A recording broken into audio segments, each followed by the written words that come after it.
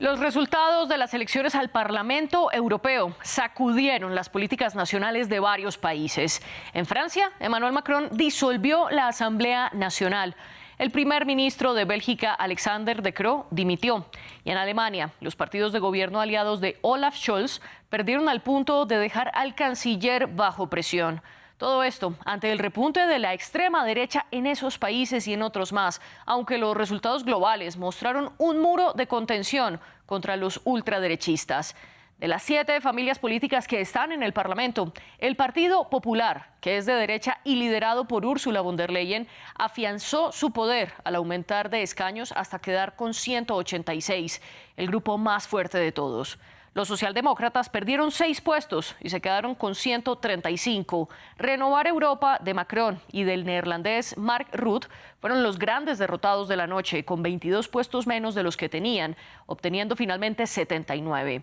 Muy cerca de los ultraderechistas del grupo Conservadores y Reformistas, donde están la italiana Giorgia Meloni y el partido polaco Ley y Justicia, el PiS.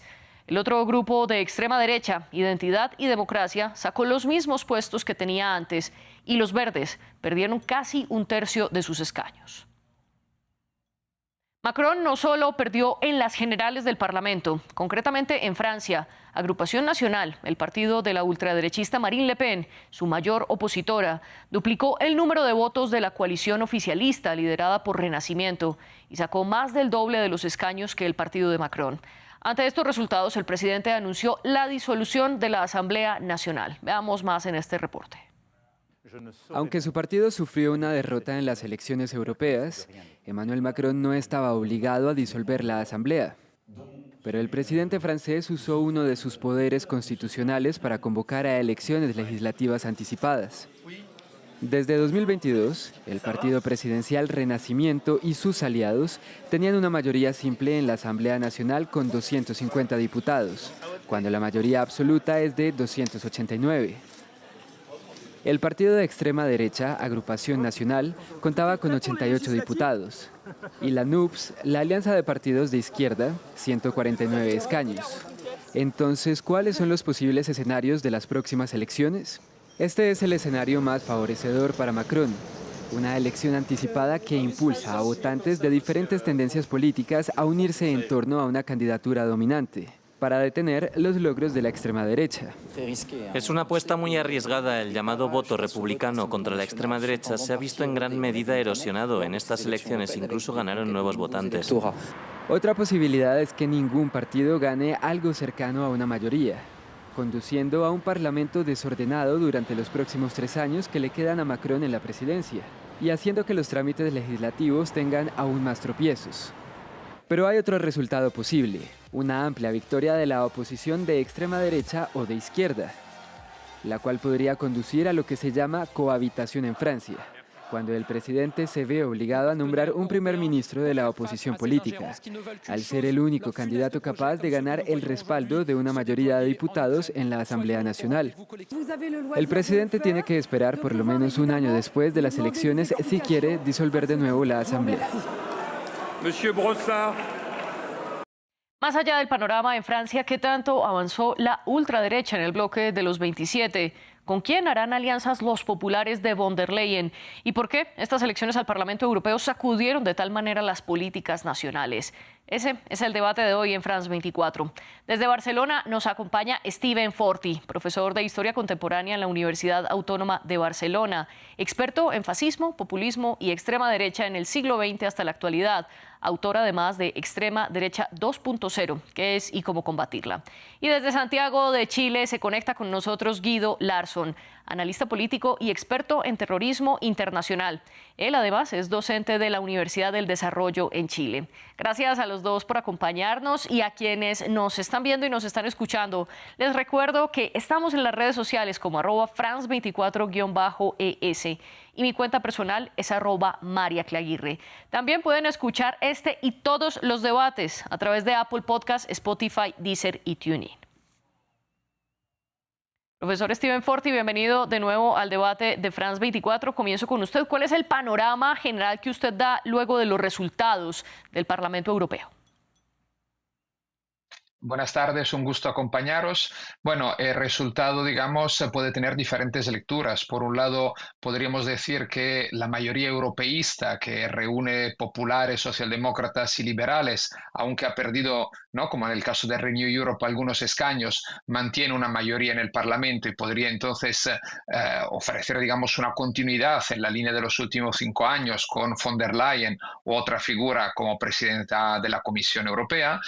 Bien, pero también yo creo que tenemos que introducir un elemento. Las extremas derechas, de todos modos, han avanzado en prácticamente casi todos los países de la Unión Europea. Y si nosotros sumamos los miembros de los conservadores y reformistas de Identidad y Democracia y de varias formaciones de extremas derechas que se encuentran entre los partidos no inscritos, es decir, que no tienen, no, una adscripción con un grupo parlamentario, un partido a nivel europeo, pues el número ronda los 180 diputados de extrema derecha, que es prácticamente casi el mismo número que tienen los populares. Eso quiere decir, digamos, que de todos modos, aunque no haya un cambio de equilibrios políticos en los puestos apicales de la Comisión que se definirán en las próximas semanas, sí que el continente vira a la derecha y muy probablemente la extrema derecha podrá tener, digamos, más margen de maniobra en el futuro para influir en las decisiones políticas o intentar llevar los populares a alguna alianza, sobre todo en el Parlamento Europeo, sobre algunas cuestiones como pueden ser que les preocupan, como pueden ser la inmigración o temas identitarios o temas como la lucha contra el cambio climático. Entonces, no hay un vuelco definitivo, digamos, o un cambio radical tras el voto de este fin de semana en Europa, pero sí que hay una tendencia que se está, digamos, profundizando y que puede marcar a medio o largo plazo unos cambios que podrían ser importantes o directamente cruciales.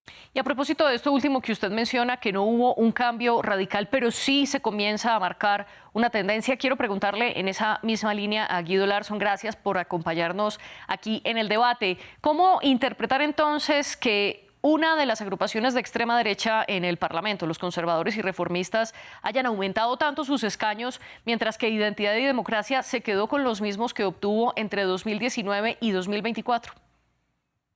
Mire, yo respondería en base a 13 afirmaciones en torno a eso. La primera es que suponer de que los resultados del Parlamento Europeo reflejan una suerte de tendencia de carácter regional o de bloque me parece inapropiado. Creo yo que lo cierto es que estamos hablando de 27 elecciones separadas de carácter nacional que se rigen fundamentalmente por lógicas muchas veces de orden doméstica y que por ende hacer la comparación resulta ser a veces problemático. Pensemos, por ejemplo, en algún tipo de diferenciación conceptual. En la literatura se habla, por ejemplo, de derecha extrema y de derecha radical. La primera, aquella que critica y en realidad está en contra de principios básicos de la democracia y que son aquellas derechas que finalmente transitan hacia el fascismo, y luego derechas que en realidad cuestionan ciertos principios de la democracia liberal. En consecuencia, cuando uno compara, por ejemplo, Alternativa para la Democracia en Alemania con la hermandad italiana dirigida por Meloni, es cierto que uno encuentra algún tipo de similitudes, pero mientras la segunda acepta el hecho de jugar dentro del marco de las reglas del juego, las segundas creo yo que están fisurando parte del sistema. Entonces me parece que es muy significativo e importante hacer la aclaración. Se habla de extrema derecha como si fuese una gran categoría que agrupa a movimientos similares o parecidos, pero la verdad creo yo que si uno comienza a escarbar de forma más específica, nos vamos a dar cuenta que los distintos movimientos que suelen ser asociados a la llamada extrema derecha se rigen o se nutren por agendas de carácter local, están muy influidos en base al repertorio de temáticas de los países en cuestión. Piénsese, por ejemplo, que Fidesz húngaro terminó retrocediendo y que Yoga en Portugal pasa de 0 escaños a 2 escaños, y otros que finalmente parecen consolidar parte de una tendencia de mayor largo plazo, como fue precisamente el agrupamiento nacional liderado por Le Pen. Entonces creo que falta todavía mucho análisis particular y específico, pero a mi modo de ver, es difícil realmente hablar de una tendencia generalizada de la extrema derecha, sino que hay que prestar atención a las diferencias particulares que existen entre cada uno de los países. Steven, en esa línea entonces, ¿no sería lo mismo hablar de Marine Le Pen en Francia a hablar de Giorgia Meloni en Italia, que lideran a su vez y son las caras más visibles de Identidad y Democracia y del grupo Conservadores y Reformistas? ¿O usted no está de acuerdo con esta postura? Bueno, evidentemente hay matices, hay diferencias y ninguna extrema derecha es igual a las otras. Más allá luego estaba Guido Larsson sobre la terminología y ahí evidentemente no estamos de acuerdo. Lo que me parece bastante difícil de comprobar es que ha habido una tendencia clara hacia una derechización del continente. Ahora bien, es evidente que luego cada país tiene sus dinámicas y las lecturas se tendrán que hacer con más calma, pero esa es una tendencia global. En general, también si miramos en países de América Latina o miramos también a Asia si pensamos al caso de Modi, y que es indudable.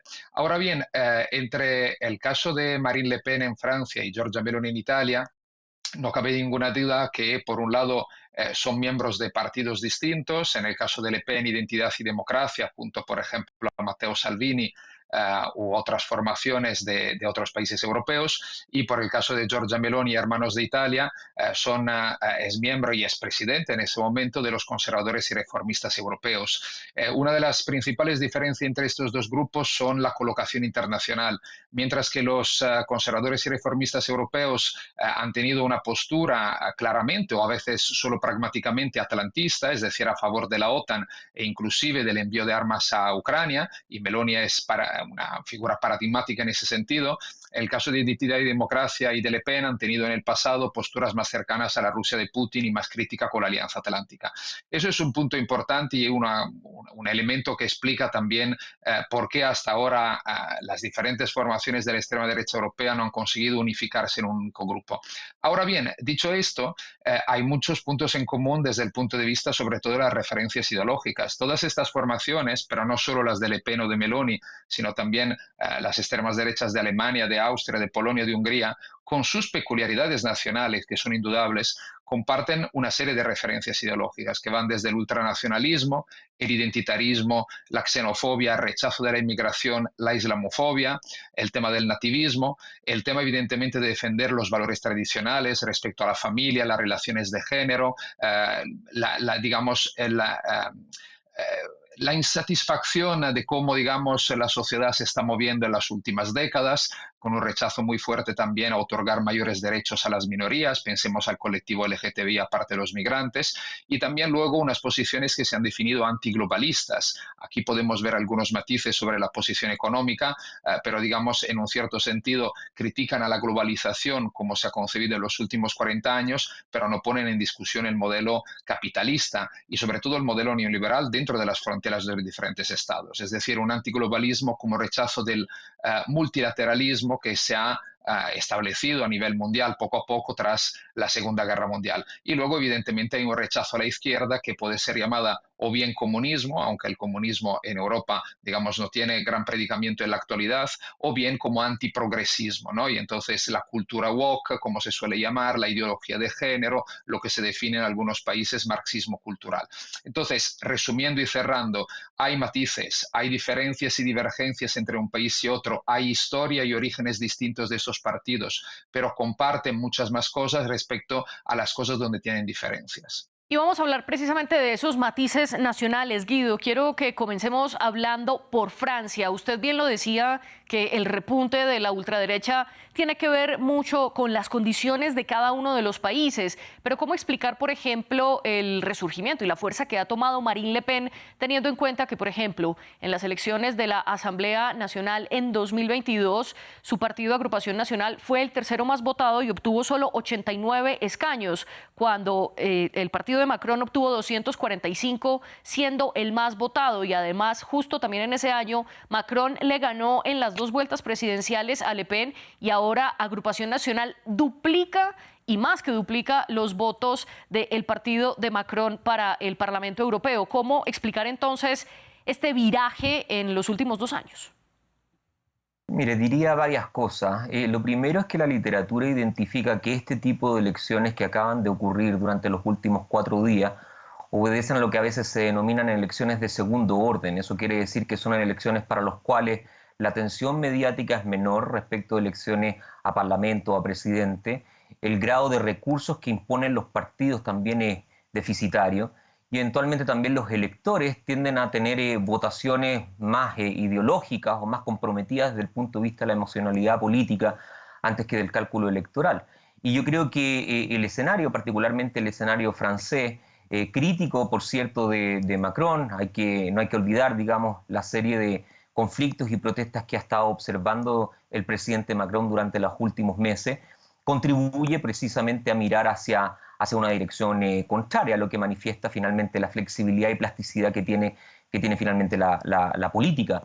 Por otro lado, es cierto lo que comenta mi colega, ha habido una tendencia creciente a observar algunas de las tendencias que está experimentando el continente con susceptibilidad y con mucho escepticismo, particularmente el tema migratorio, pero también, si se quiere, la manera, el modelo a partir del cual Europa pretende avisorar el crecimiento durante los próximos años. Un modelo que no solamente está desgastado, sino que particularmente ha incidido de forma negativa en un segmento significativo del electorado, el segmento que uno lo posicionaría en aquel con menores recursos y eventualmente también con menores estudios. Y es en ese segmento donde precisamente partidos como el de Le Pen apuntan para intentar movilizar y para intentar animar a dicho electorado. Y tal vez en tercer lugar, y que tiene que ver tal vez con algo que podemos discutir con posterioridad, está situada la decisión del propio Macron, en términos de que partidos como el de Le Pen parece que se sienten cómodos en un ámbito de creciente oposición, de permanente crítica, de alusiones a los vacíos o errores que el gobierno puede o haya podido cometer, pero distinto es el caso cuando cuentan con una responsabilidad gubernativa. Y eso tal vez explica no solamente el giro que se está experimentando a partir de los resultados de la elección parlamentaria, sino eventualmente también la decisión de disolver el Parlamento francés y llamar a nuevas elecciones. No solamente porque Macron... Una pregunta concreta aquí, Guido. ¿Quiere decir usted entonces que esto es una jugada política de Macron para llevar a Le Pen de la oposición a ser parte del gobierno y mirar cómo se desempeña allí? No, no creo que sea un cálculo. Si lo es extraordinariamente arriesgado. Mi opinión es que Macron entiende que es necesaria una renovación de la confianza de sus votantes y por eso toma esta decisión, aunque es cierto la insinuación que tiene su pregunta en términos de que un potencial gobierno o una potencial mayoría en las próximas elecciones de Le Pen posicionan entonces a su partido con 2 años de gobierno antes que correr el costo de 5 años en la próxima elección presidencial. Por lo tanto, es un juego electoral que puede estar en marcha, pero mi impresión es que Macron busca renovar la legitimidad que él cree que ha perdido después de esta última elección. Steven, ¿y usted cree que es un juego político arriesgado o no para Macron disolver la Asamblea Nacional? Bueno, lo veremos dentro de un mes. Ahora bien, es difícil hacer previsiones. Claro está que Macron se encontraba hasta un cierto punto entre la espada y la pared. El resultado electoral ha sido una humillación, ¿no? Ser doblado por un partido de la oposición como el Rassemblement Nacional.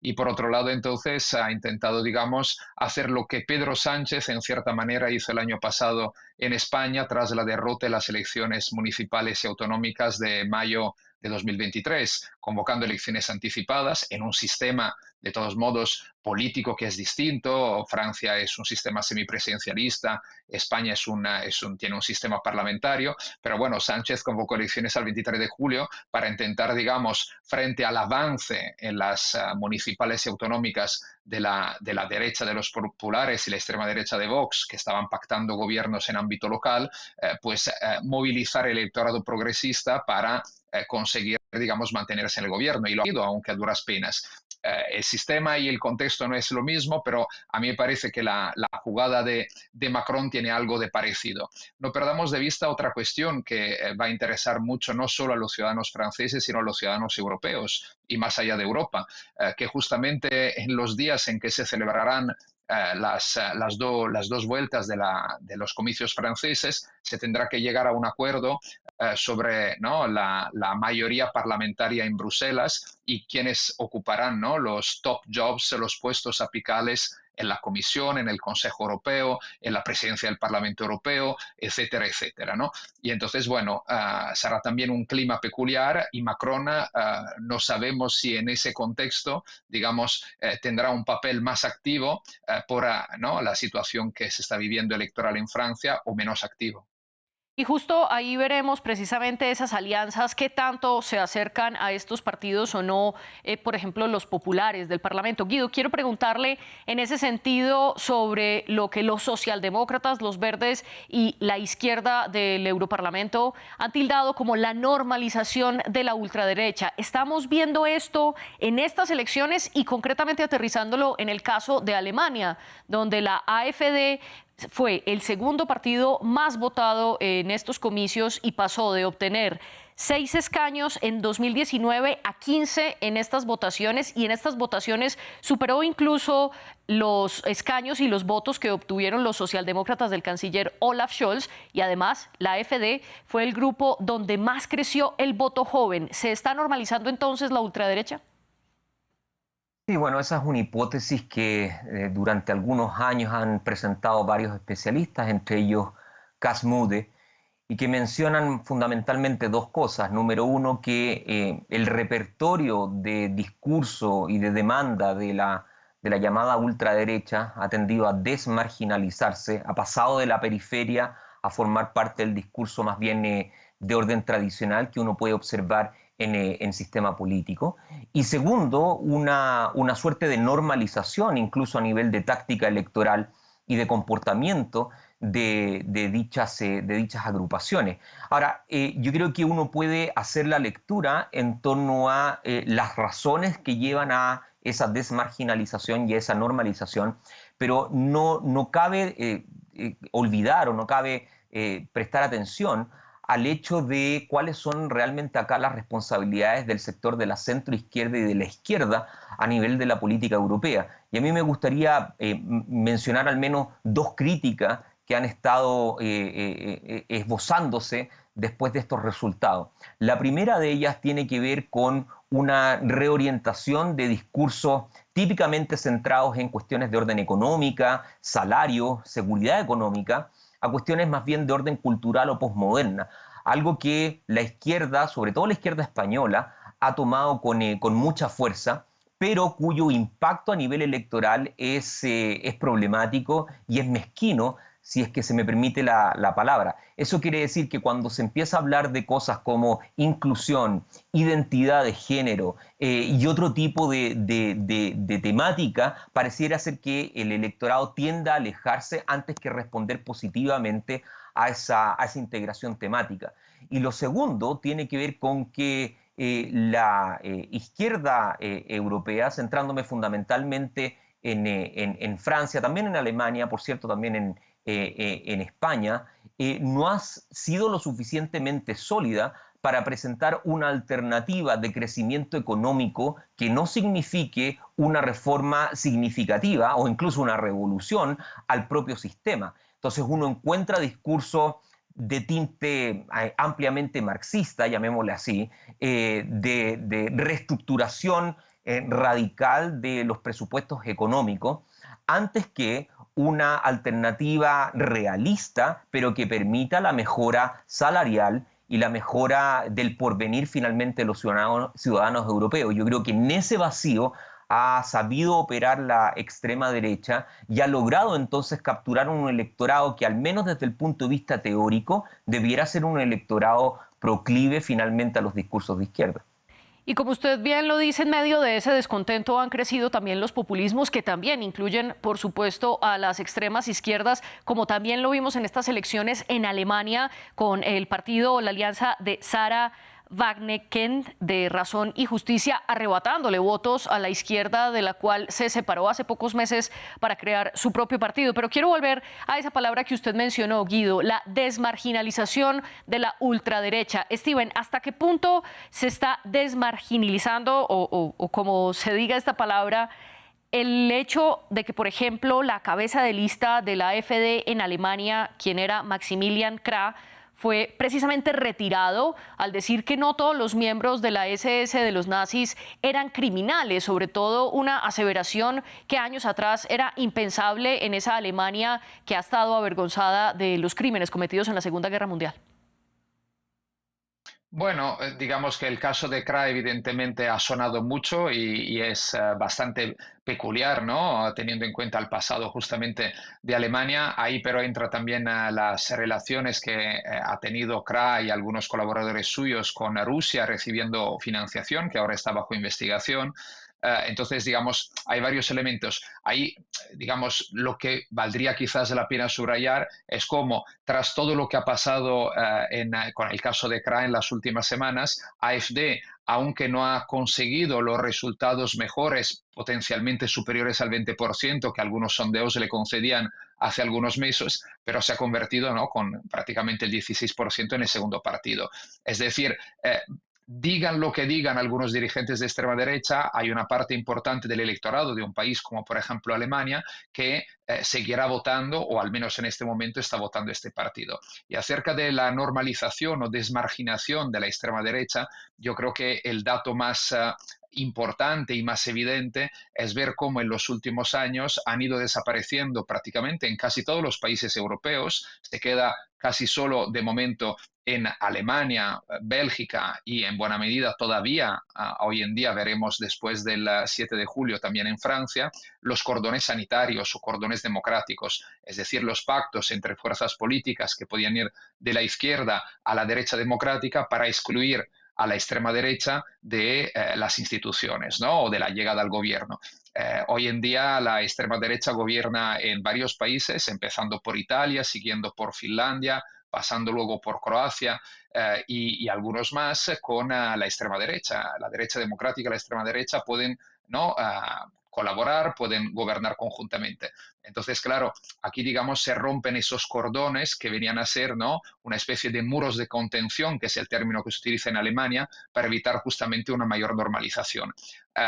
Esto empezó en 1994 en Italia, con el primer gobierno de Berlusconi, que abrió las puertas a los neofascistas de Gianfranco Fini y la Liga Norte de Umberto Bossi. Siguió a finales del siglo pasado, entre el 99 y el 2000, en Austria, con la llegada al gobierno por primera vez del Partido de la Libertad de Jörg Haider, Partido de la Libertad que ayer volvió a ser el partido más votado en Austria, superando prácticamente el 30% de los votos. Entonces, digamos, la normalización yo creo que es algo concreto, tanto en los discursos, así como en la práctica política en la mayoría de los países de la Unión Europea.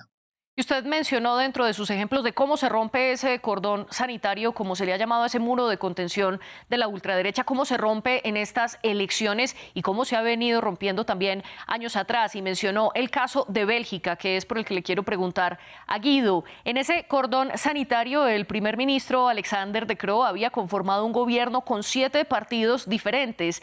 Y ninguno de esos 7 partidos eran de la ultraderecha. Y de hecho, esos movimientos políticos hicieron un pacto para mantener por fuera de la coalición a 2 ultranacionalistas, el partido Vlaams Belang y también el partido Nueva Alianza, que ahora en las elecciones del Parlamento Europeo fueron los 2 partidos más votados. Y es el líder de Nueva Alianza el que estaría llamado a formar gobierno. ¿Cómo se pasa entonces, Guido, de hacer parte de esos grupos a los cuales quieren excluir de la política, a ahora ser quizás los jefes de gobierno, y cuáles pueden ser las consecuencias de esto? Bueno, me parece que hay 2 dimensiones de respuesta. Una está dada fundamentalmente por las perspectivas de mediano y largo plazo en términos de competencia política, y otra por los incentivos perversos a nivel electoral. Entonces usted efectivamente alude correctamente a esta idea de cordón sanitario belga, que prohibía no solamente lo que usted menciona, sino que también que la ultraderecha tuviera representación en cualquier cargo de gobierno. Y esto formaba parte al menos de una táctica reconocida para enfrentar precisamente a la ultraderecha, que es la táctica del enfrentamiento, vale decir, no intentar ignorarlos, como había ocurrido en el pasado, sino entrar a criticarlos abiertamente, incluso acordando su prohibición dependiendo del sistema político. Pero uno de los problemas con eso es que es muy tentador cooptar parte del repertorio de la extrema derecha cuando este resulta electoralmente beneficioso. Y lo que hemos estado observando, sobre todo en los últimos 5 años, es una suerte de fisura de la táctica de enfrentamiento, con una suerte de incremento de la posibilidad de captación de aquellas temáticas que resultaban ser electoralmente beneficiosas por parte de la ultraderecha, lo que deriva en último término en lo cual fue la última mención de su pregunta, ¿no? La incorporación en lleno, de pleno, de este tipo de movimientos al sistema político, lo que en alguna medida refleja lo que ya comentábamos con anterioridad, la desmarginalización y la normalización. Y esto es difícil realmente de resolverlo, por un lado porque observamos de que los ciclos electorales inhiben pensar en perspectivas de mediano y largo plazo. Básicamente los políticos están pensando en la próxima elección y observando cuál de las temáticas resulta electoralmente atractiva. Se observan entonces de que movimientos de extrema derecha incorporan temáticas que la población está catalogando electoralmente como positiva, son tendientes entonces a incorporarla. Pero por otro lado, sobre todo si uno toma los últimos 15 o 20 años plazo, eso deriva entonces en una erosión del sistema en su totalidad. Y creo yo que estamos en este momento no necesariamente en la erosión completa del sistema, de los sistemas políticos europeos, pero ciertamente en un punto que puede transitar a que la extrema derecha a lo largo de Europa rompa finalmente con lo que ha sido su techo electoral histórico, aproximadamente 30% o un poco menos, y eventualmente consolide los gobiernos que ya tiene o capture gobiernos adicionales. Entonces no me concentraría solamente en el caso de Bélgica, sino en el efecto simbólico y político que esto puede traer en los próximos años en Europa. Y que está relacionado con esa tendencia de crecimiento de la ultraderecha de la cual nos estaba hablando Steven. Y como usted bien lo menciona, Guido, en algunos países ya la ultraderecha tiene ese poder. Es el caso claramente de Italia con Giorgia Meloni, quien se está convirtiendo en una de las lideresas irrefutables de la Unión Europea. Y también está Fidesz de Víctor Orbán en Hungría, que aunque en estas elecciones tuvo una victoria un poco agridulce, porque aunque sacó más del 44% de los votos, estos fueron menos votos de los que obtuvo su partido en 2019, ya que el otro partido también ultranacionalista, Tisza, le está arrebatando varios votos. Vemos entonces en Hungría un caso particular de cómo dos movimientos de ultraderecha se disputan los votos y cómo en Italia Meloni es sin duda la más votada. Steven, ¿puede entonces esto replicarse en otros países de la Unión Europea, el hecho de que gobiernos ultraderechistas lleguen a ser el poder? Bueno, es posible. Veremos qué pasa, por ejemplo, en Francia con las elecciones del mes que viene. Vemos qué pasa en Bélgica con lo que justamente estabais comentando ahora. El año pasado en España, la extrema derecha aliada con un partido hegemónico de la derecha, los populares españoles, también estuvo muy cerca de llegar al gobierno en Madrid, ¿no? Entonces, yo creo que era un poco lo que comentábamos al principio. Hay una tendencia generalizada, luego hay casos nacionales, no siempre, evidentemente, el futuro no está escrito y lo veremos, pero en Austria, por ejemplo, se votará después del verano aquí en Europa, y los resultados, según los sondeos, que seguirían a grandes rasgos lo que hemos visto ayer en Viena para las europeas, podrían permitir una vez más, sería la cuarta vez, la llegada al poder de los ultranacionalistas del Partido de la Libertad.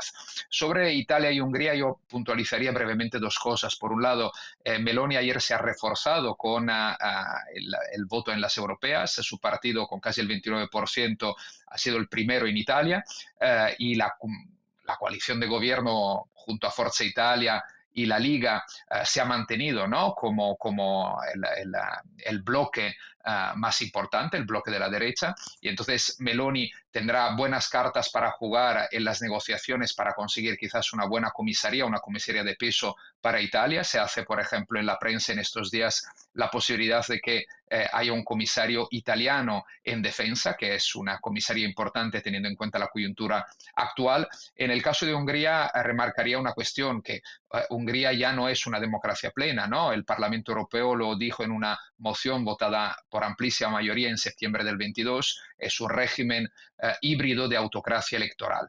Y el caso es que ahí Orbán solía ganar muchas veces con más del 50%, ahora le ha salido un competidor que no es exactamente ultranacionalista al estilo de Orbán, tanto que ahora está hablando con el Partido Popular Europeo para integrarse, ha conseguido ocho diputados en Hungría, entonces tiene una representación Sí. relativamente importante, pero es un ex miembro de Fidesz, el partido de Orbán, que ha roto con él en los meses pasados y ha intentado, digamos, encontrar un apoyo en la población para debilitar a el déspota de Budapest, Viktor Orbán.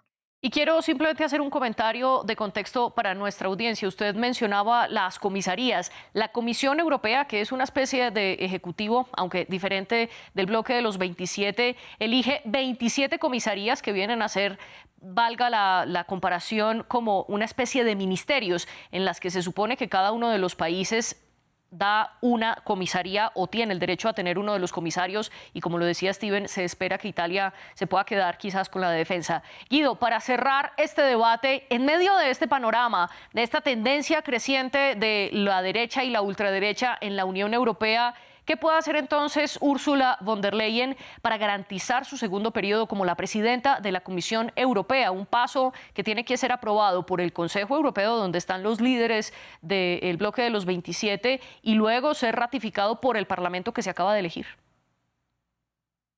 Bueno, hace algún tiempo atrás, hace bastante tiempo atrás, la verdad, un par de politólogos acuñaron el término patología normal. ¿Y qué decía esto? Decía de que en general, si uno toma comparativamente el análisis de cómo se comportan los sistemas electorales, los ciudadanos no son realmente muy tendientes a votar por la ultraderecha en circunstancias normales, pero sí lo hacen en circunstancias de crisis. Y yo creo que Sí. lo que ha estado mencionando mi colega y lo que ha estado mencionando usted manifiesta fundamentalmente el gran problema que tiene Europa hoy, que se encuentra en una situación confusa, caótica, de crisis, por cierto, con enorme grado de consecuencias a nivel geopolítica, como con el conflicto entre Rusia y Ucrania, con las esquirlas que genera el conflicto en Gaza y con las interrogantes que se suman a la inmigración, la seguridad y el futuro. Por ende, Van der Leyen, si es que efectivamente quiere abordar el tema de la ultraderecha y evitar la idea de patología normal, debiera inclinarse hacia una coalición que a mi juicio replique lo que ha sido sus Guido. últimos 5 años, ¿no? Una coalición que no los incorpore dentro del gobierno, sino que fomente confianza y estabilidad para Europa. Guido Larsson, muchas gracias. Steven Forti, discúlpeme no darle también la palabra, pero nos hemos quedado sin tiempo. Gracias a los dos por acompañarnos en el debate y gracias también a los productores de este programa, Luis Montes y Tania Herrera, con los invitados. Sigan con nosotros.